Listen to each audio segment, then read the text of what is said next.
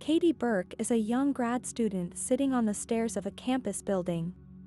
Her friend Sam drags her to a job fair where they check out the booth of a company they want to work at when they graduate from college. The company recruiter flirts with Katie. Later we see that Katie is also under severe pressure to complete her thesis.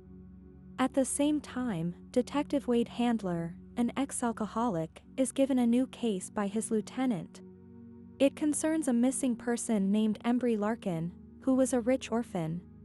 Handler finds out that Embry was Katie's boyfriend when he disappeared 2 years ago. Handler contacts Katie, who says she's not sure if Embry disappeared, left school, or both. She also seems to be generally irritated by Handler. Katie, Sam and some friends including August and Amanda go to a party one night, so that Katie can relax from constant stress and exhaustion, mostly because of her thesis and wondering if she's going to get her job.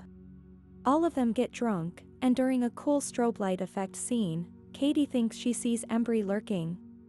A few days later, she goes outside and thinks she sees him again, driving away in a car. Handler tells Katie that he thinks Embry is dead, because he had purchased 2 first-class airplane tickets to Greece that he never used, not to mention never having taken any money out of an account or used any credit cards in the past 2 years. One night while Katie is studying hard for her thesis, she falls asleep, completely exhausted. When she wakes up, a number has been inscribed in the desk where she was sitting. It's the Dewey Decimal number for a library book. She goes to shelf where the book, Dante's The Inferno, is. Suddenly, she sees what are presumably Embry's eyes staring at her from the other side of the shelf. She is startled and runs out of the stacks into the tunnels that run between buildings. Meanwhile, Handler talks to Sam, Amanda, and about Katie and Embry, asking questions about their relationship.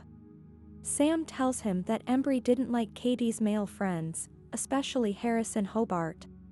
Harrison, who has long had a crush on Katie but doesn't seem to realize the feeling isn't mutual, tells Handler that Embry once put him in the hospital because he poked him with a glass bottle. Later Harrison confesses to Katie that he loves her. She says he's a great guy, but she doesn't feel the same. The next day, Katie is again in the library, hard at work. An odd girl in the library, named Mousy Julie, bothers her. Julie tells her that Harrison has disappeared. Katie is convinced that Embry is responsible for Harrison's disappearance. Katie has lunch with Harrison's parents who are trying to account for his disappearance. While in the restaurant, Katie sees Embry sits at another table. Katie storms outside and yells at him. He tells her to come to his country house, which was a nesting spot for the two before Embry disappeared. Katie goes there, and falls asleep again. When she wakes up, Embry is playing the piano. She tries to leave, but Embry follows her. Eventually he pins her against the wall. If you have come this far in the video, please subscribe to this channel to never miss amazing content like this. But she knees him in the groin and escapes. She goes over to Handler's apartment. Katie and Handler have in the middle. She imagines Handler transforming into Embry. She gets this out of her head, and she realizes that for the first time in a while, she's happy, sitting there with Handler. She also completes her thesis. Handler quits the police force.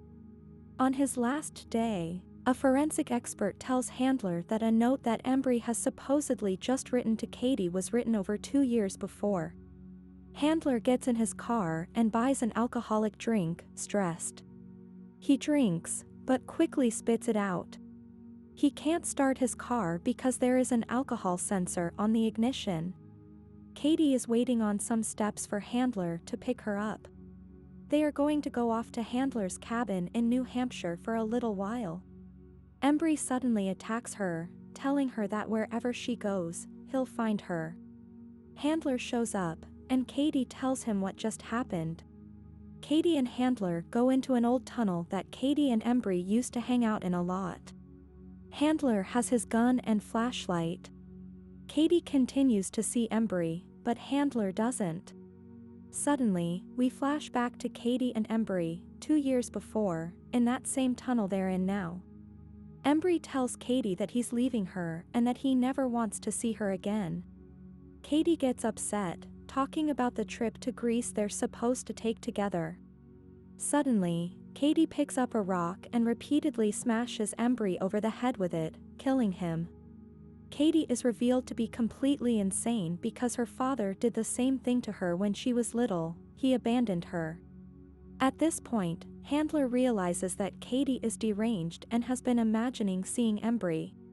He catches sight of something in the water, probably Embry's body, and leans over for a closer look. Katie picks up another rock and hits Handler over the head with it, plunging him to the water where he ultimately dies. On graduation day, we see the group of friends hanging out together. Harrison has reappeared and explains that he had been climbing a mountain, became dehydrated and disoriented, and was rescued by the state police. He asks Katie about the cop and she said he's probably in New Hampshire. Flashing forward several months later, Katie is at her job that she wanted, when the recruiter she has been dating tells her that he's close to becoming partner, so he can't risk dating her anymore. Katie gets that same look on her face. Her murderous self is apparently about to emerge again. I hope you enjoyed the video. Let us know in the comment section below which movie you want us to recap next. As always, until the next time.